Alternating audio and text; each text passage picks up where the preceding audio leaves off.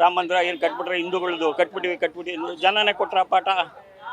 400 plus ಅನ್ನೋರು ಆಯ್ತಾ, ದೇವರೇ ಕೊಟ್ಟರೆ ಅಲ್ಲೇ ಸೋಲ್ಸಿದ್ದಾರೆ. ಇನ್ನು ಅದಕ್ಕಿಂತ ಅವಮಾನ ಇನ್ನೇನು ಬೇಡ. ಎಷ್ಟೇ ಲಂಚ ಹೊಡೆದು ಎಷ್ಟೇ ದುಡ್ಡು ಹೊಡೆದಿದ್ರು ಬಿ ಜೆ ಪಿಗೆ ಬಂದ್ಬಿಟ್ರೆ ಅವ್ರು ಸ್ವಚ್ಛ ಆಗೋಗ್ಬಿಡ್ತಾರೆ. ಇಬ್ಬರು 2 ಸತಿನೂ ಮೆಜಾರಿಟಿ ಬಂದ್ಬಿಟ್ಟು ಏನು ತಮ್ಮದೇ ಒಂದು ಆಟ ಆಡ್ತಿದ್ರು, ಈಗ ಆಟ ಆಡೋಕ್ಕಾಗ್ತಿಲ್ಲ ಆಗ್ತಿಲ್ಲ ಅಷ್ಟೇ. ಇವಾಗ ಯಾವಾಗಲೂ ಇಂಡಿಯಾನೇ ಯಾವಾಗಲೂ ಎಲ್ಲಿ ಪಾಯಿಂಟ್ ಔಟ್ ಮಾಡಿದ್ದಾರೆ? ಇಲ್ಲಿ ನಮ್ಮ ಇಂಡಿಯಲ್ಲಿ ಇದ್ದಾಗ ಎಲ್ಲರೂ ಮಾಡಿ ಇಲ್ಲ ಇಲ್ಲ ಇಲ್ಲ ಎಲ್ಲೂ ಮಾಡಿಲ್ಲ. ಸರ್, ರಾಹುಲ್ ಗಾಂಧಿ ಅವರು ಅಮೆರಿಕದಲ್ಲಿ ಹೋಗಿ ಅಂದ್ರೆ ಭಾರತದ ನಮ್ಮ ದೇಶದ ಬಗ್ಗೆ ಅಪಪ್ರಚಾರ, ಅಂದ್ರೆ ನಮ್ಮ ಭಾರತದಲ್ಲಿ ಸ್ವಾತಂತ್ರ್ಯ ಇಲ್ಲ, ಪೇಟ ಧರಿಸ್ಕೊಂಡು ಓಡಾಡೋಕ್ಕೂ ಕೂಡ ಆಗಲ್ಲ ಅನ್ನೋದೊಂದು ಅಪಪ್ರಚಾರ ಮಾಡ್ತಿದ್ದಾರೆ. ಅಂದ್ರೆ ಪದೇ ಪದೇ ನಮ್ಮ ದೇಶದ ಮೇಲೆ ಅಪಪ್ರಚಾರ ಮಾಡ್ತಾನೆ ಬಂದಿದ್ದಾರೆ. ಏನ್ ಅನ್ಸುತ್ತಿದ್ರು ಮೇಡಮ್, ಅಪಪ್ರಚಾರ ಅನ್ನೋದಕ್ಕೆ ಒಂದು ಕೊಡ್ತೀರಿ. ಈಗಿನ ಪ್ರಧಾನಿ 2014 ಬಂದ ಮೇಲಿಂದ ಏನು ಸ್ವಾತಂತ್ರ್ಯ ಇದೆ ನಮ್ಮ ಮೇಡಮ್? ನೋಡಿ, ಯಾರು ಅಪೋಸಿಷನ್ಲಿದ್ದಾರೋ ಅವ್ರನ್ನೆಲ್ಲ ಇಡಿ ಬಿಡೋದು, ಅವ್ರಿಗೆ ಇನ್ಕಮ್ ಟ್ಯಾಕ್ಸ್ನವರು ಬಿಡೋದು, ಅವ್ರಿಗೆ ಹೋಗ್ಬಿಟ್ಟು ಇಲ್ಲಿ ಆಮೇಲೆ CBI ಬಿಡೋದು, ಅವ್ರನ್ನ ಅನ್ಬಿಡ್ಬಿಟ್ಟು ಅವ್ರಿಗೆ ಕಾಟ ಕೊಡೋದು. ಅವ್ರೇನಾದ್ರು ಎಷ್ಟೇ ಲಂಚ ಹೊಡೆದು ಎಷ್ಟೇ ದುಡ್ಡು ಹೊಡೆದಿದ್ರು ಬಿ ಜೆ ಪಿಗೆ ಬಂದುಬಿಟ್ರೆ ಅವ್ರು ಸ್ವಚ್ಛ ಆಗೋಗ್ಬಿಡ್ತಾರೆ. ಇದೆಲ್ಲೆಲ್ಲಿ ನೋಡಿದ್ದೀರಾ? ಮಹಾರಾಷ್ಟ್ರಲ್ಲಿ ನೋಡಿದ್ದೀರಾ ನೀವು, ಹರಿಯಾಣ, UP ಎಲ್ಲರೂ ತಗೊಳ್ಳಿ. ಎಲ್ಲರೂ ನೋಡಿ. ಇವಾಗ DK ಶಿವಕುಮಾರ್ನ ಏನು ಭ್ರಷ್ಟ ಹಂಗೆ ಅಂತಿದ್ದಾರೆ.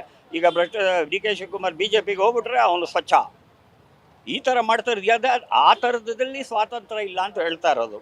ಯಾರು ಇದು ಮಾಡೋದು? ನಿಮ್ಗೆ ಗೊತ್ತಿರೋಂಗೆ ಈಗಲೇ 6 ವರ್ಷದಿಂದ CBI ಒಬ್ಬ ಡೈರೆಕ್ಟರ್ನ ಅಗೇನ್ಸ್ಟಾಗಿ ಅವ್ನು ರಫೇಲ್ ಡೀಲ್ ಮಾಡಿದ್ದಕ್ಕೆ ಮಧ್ಯರಾತ್ರಿ 2:30 ಅವನ್ನ ತೆಗ್ದಿದ್ದಾರೆ. ಈಗ ಸ್ವಲ್ಪ ಯಾಕೆ ಅವಾಗ ಆಗ್ತಾ ಇಲ್ಲ ಅಂದರೆ, ಮುಂಚೆ ಅವಾಗ ಇಬ್ಬರು 2 ಸತಿನೂ ಮೆಜಾರಿಟಿ ಬಂದ್ಬಿಟ್ಟು ಏನು ತಮ್ಮದೇ ಒಂದು ಆಟ ಆಡ್ತಿದ್ರು, ಈಗ ಆಟ ಆಡೋಕ್ಕಾಗ್ತಿಲ್ಲ ಆಗ್ತಿಲ್ಲ ಅಷ್ಟೇ. ಇವಾಗ ತಪ್ಪೇನು ಹೇಳಿಲ್ಲ, ಅವ್ರು ಹೇಳಿಲ್ವ ಅವಾಗ?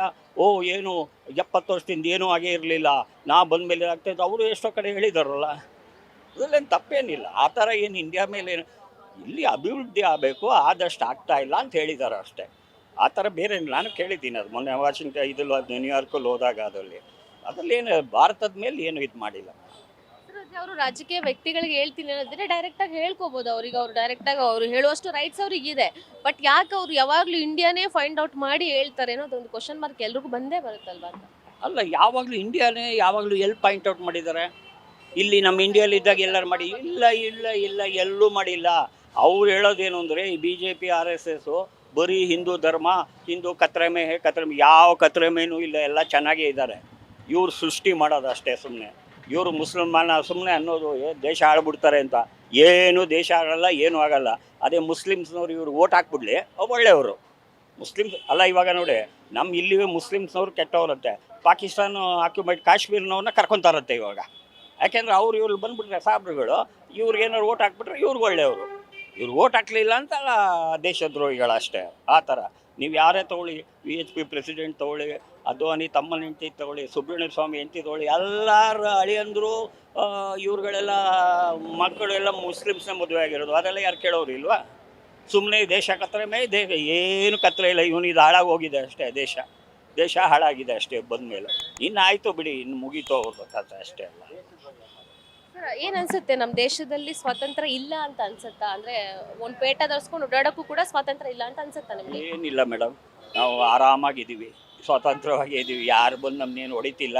ಏನು 2016 ತನಕ ಏನು ಮುಂಚೆ ಇದ್ದು ಹೊಡಿತಾ ಇದ್ದಾರೆ ಎಲ್ಲ ರೋಡ್ಗೆ ಹೋಗೋರಿಗೆ. ಇವ್ರು ಬಂದಮೇಲೆ ನಿಂತೋಗ್ಬಿಡ್ತಾ ಇದ್ರು. ಹೇಳಿ ಮೇಡಮ್, ನೀವು ಇದ್ದೀರ 2014 ಮುಂಚೆ ಏನಾರು ಯಾರು ಸುಮ್ಮನೆ ಬಂದು ಹೊಡಿತಾ ಇದ್ರ, ಏನಾರು ಇದು ಮಾಡ್ತಿದ್ರ? ಏನು ಯಾವಾಗ ಹೆಂಗಿದೆಯೋ ಹಂಗಿದ್ದೇ ಇದೆ. ಈ ರಾಜಕೀಯದಲ್ಲಿ ಇವ್ರು ಮಾತಾಡ್ಕೊತಾರೆ ಸುಮ್ಮನೆ ಅಷ್ಟೇ, ಇನ್ನೇನಿಲ್ಲ. ಅವರು ಅದು ಅಂದ್ಬಿಟ್ರೆ ದೇಶ ನಮಗೆ ಮುಸ್ಲಿಮಿಂದ ಅದು ಅವ್ರು ಓಟ್ಗೋಸ್ಕರ ಹೇಳ್ಕೊಂಡು ಬರ್ತಾರೆ ಅಷ್ಟೇ. ಈ ಸತಿ ನೋಡಿ, ರಾಮ ಮಂದಿರ ಏನು ಕಟ್ಬಿಟ್ರೆ ಹಿಂದೂಗಳದು ಕಟ್ಬಿಟ್ಟಿವಿ ಜನನೇ ಕೊಟ್ರ ಪಾಠ.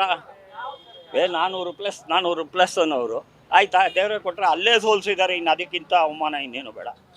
ಅದ್ರಲ್ಲಿ ಏನೂ ಇಲ್ಲ. ದೇಶ ಚೆನ್ನಾಗಿದೆ, ಯಾರು ಬಂದರೂ ಚೆನ್ನಾಗಿ ಹೋಗುತ್ತೆ. ಅದರಲ್ಲೆಲ್ಲ ಇದು ಏನಿಲ್ಲ, ಒಳ್ಳೆ ದೇಶನೇ. ಅದ್ರ ಬಗ್ಗೆ ಒಂದು ಇದೇನಿಲ್ಲ. ರಾಹುಲ್ ಗಾಂಧಿ ಬಗ್ಗೆ ಏನ್ ಹೇಳ್ತೀರಾ ಸರ್? ಏನಾದ್ರು ಹೇಳೋದಿದ್ರೆ, ಅಂದ್ರೆ ಈ ತರ ಮಾತಾಡ್ತಿದ್ದಾರೆ ಅನ್ನೋದೊಂದು ಎಲ್ಲರ ತಲೆಯಲ್ಲಿ ಇದೆ. ಇವಾಗ ದೇಶದ ಬಗ್ಗೆ ಅವ್ರು ಪದೇ ಪದೇ ಮಾತಾಡ್ತಾರೆ ಅನ್ನೋದು. ರಾಹುಲ್ ಗಾಂಧಿ ಬಗ್ಗೆ ಏನ್ ಹೇಳ್ತಾರೆ?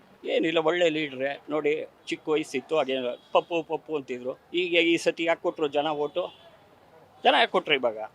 ಬಿಟ್ಟರೆ ಯಾರು ಏನೇ ಆಗಿರಲಿ, ಅವ್ರ ಕೆಪಾಸಿಟಿ ಇಲ್ವೋ ಎಲೆಕ್ಷನ್ಗೆ ಹೋದ್ರೆ ಜನ ಇದು ಮಾಡ್ತಾರೆ, ತೀರ್ಮಾನ ಕೊಡ್ತಾರೆ.